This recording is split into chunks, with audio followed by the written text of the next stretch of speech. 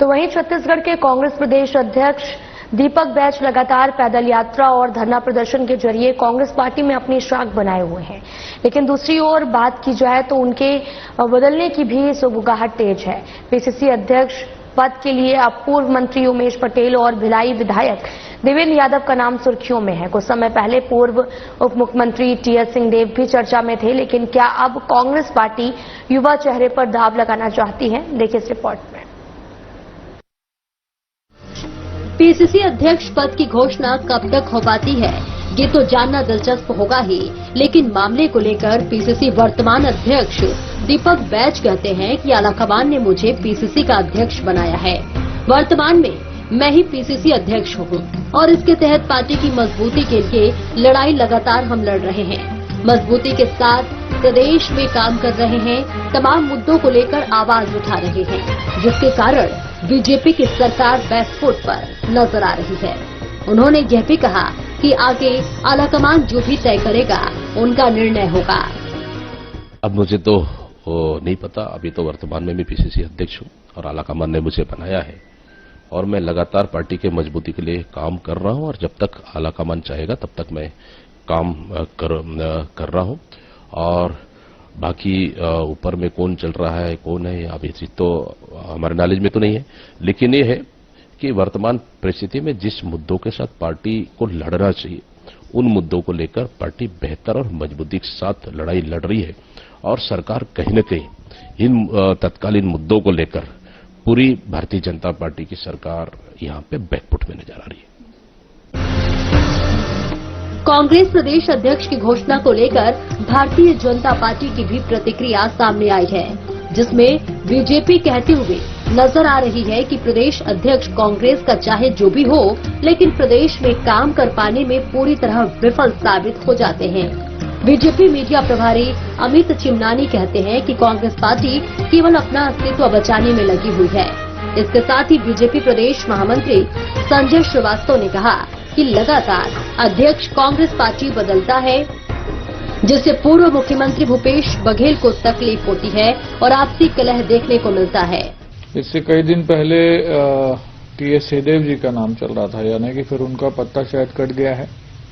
कांग्रेस में 5 चुनाव को हरवाने वाले अध्यक्ष को भी नहीं बदला गया है, तो ये सुगबुगाहट ही हो रही है पिछले कई महीनों से। अब कब बनेगा नया अध्यक्ष, कौन बनेगा, ये तो कांग्रेस पार्टी का विषय है, लेकिन अब तक का ट्रैक रिकॉर्ड है जो भी प्रदेश अध्यक्ष बनता है कोई खास काम करके नहीं दिखा पाता।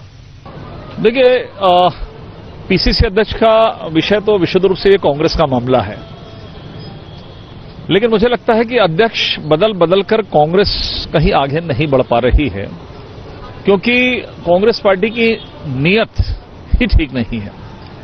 बड़े नेताओं को आपसी प्रतिद्वंद्विता, आपसी जो घमासान है, वो कांग्रेस के पतन का मुख्य कारण बना है। पहले मोहन मरकाम थे तो भूपेश बघेल जी उनके पीछे लगे थे, फिर दीपक बैज ने, उनसे इनकी जम नहीं रही है, तो हर एक व्यक्ति वहां पर अध्यक्ष बनना चाहता है, लेकिन संगठन को कोई आगे बढ़ाए इसकी चिंता किसी भी कांग्रेस के बड़े नेताओं को नहीं है। वो केवल वहां पर स्थापित होकर अपना दबाव बनाकर अपने ग्रुप को आगे बढ़ाना चाहता है, पार्टी को आगे नहीं बढ़ाना चाहता। इसलिए कांग्रेस का पतन न केवल छत्तीसगढ़ में बल्कि पूरे देश के अंदर में हो रहा है। मुझे लगता है इस प्रदेश में पीसीसी अध्यक्ष मोहन मरकाम हो, चाहे दीपक बैज हो, चाहे देवेंद्र यादव हो, चाहे कोई अन्य व्यक्ति हो, उससे कोई फर्क नहीं पड़ने वाला है। जब तक कांग्रेस का कार्यकर्ता और इन कांग्रेस के कार्यकर्ताओं का भरोसा जब तक नेता नहीं जीतेंगे, तब तक इस कांग्रेस का कुछ नहीं होना है। मुझे लगता है केवल जिस तरीके से पिक्चर बदलती है, पोस्टर बदलता है, लेकिन वो पिक्चर सुपर फ्लॉप हो जाती है, उसी स्थिति पर आज कांग्रेस खड़ी है। प्रदेश अध्यक्ष की नियुक्ति को वरिष्ठों की दृष्टि से समझने का प्रयास करें तो वरिष्ठ पत्रकार अनिरुद्ध दुबे कहते हैं कि छत्तीसगढ़ में कांग्रेस प्रदेश अध्यक्ष बहुत समय तक रखने की परंपरा नहीं है, जिसके तहत अब फिर से बदलाव की सुगबुगाहट तेज है। 2 नाम चल रहे हैं, लेकिन एक तीसरा नाम भी सुर्खियों में बना हुआ था और अभी भी बना हुआ है, जो कि पूर्व उप मुख्यमंत्री टीएस सिंहदेव का है। उनके नाम को भी पूरी तरीके से हटाया नहीं जा सकता।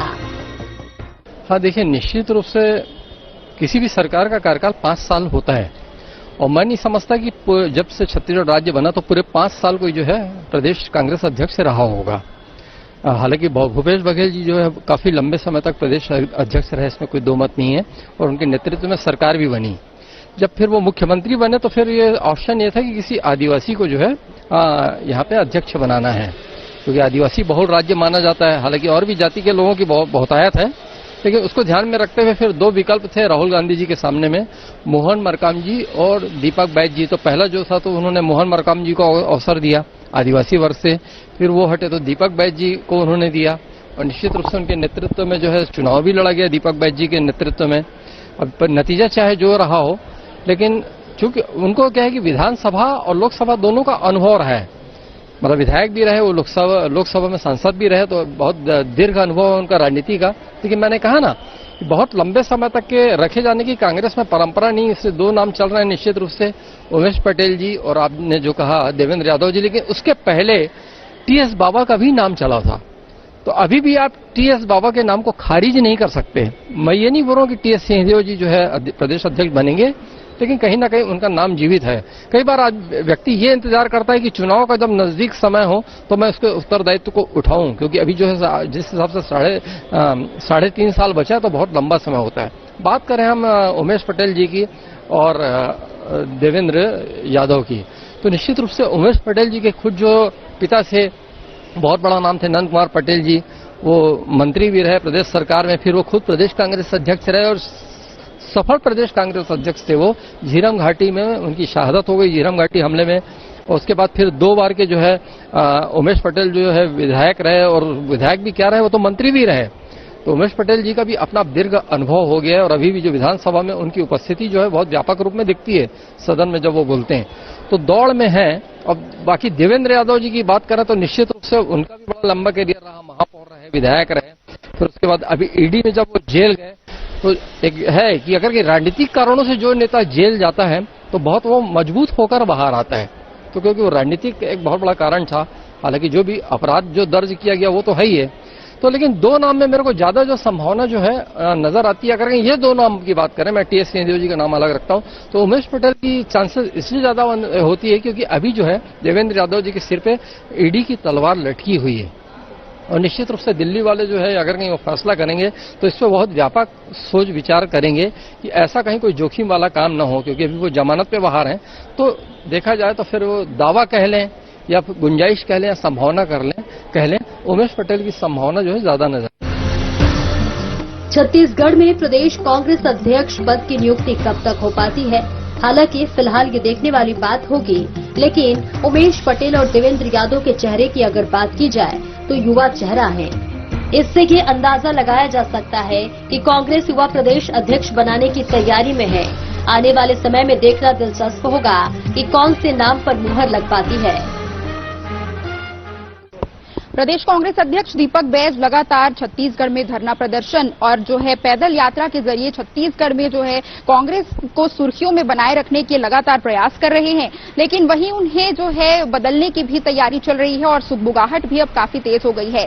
पहले पीसीसी अध्यक्ष पद के लिए आपको बता दें पूर्व उप मुख्यमंत्री टीएस सिंहदेव का नाम काफी सुर्खियों में रहा, लेकिन अब विधायक जो है उमेश पटेल और देवेंद्र यादव का भी नाम काफी सुर्खियों में चल रहा है। अगर देवेंद्र यादव की बात करें तो जो है बिहार के प्रभारी भी बनाए गए हैं और इसी के साथ प्रदेश कांग्रेस कमेटी के सचिव भी हैं।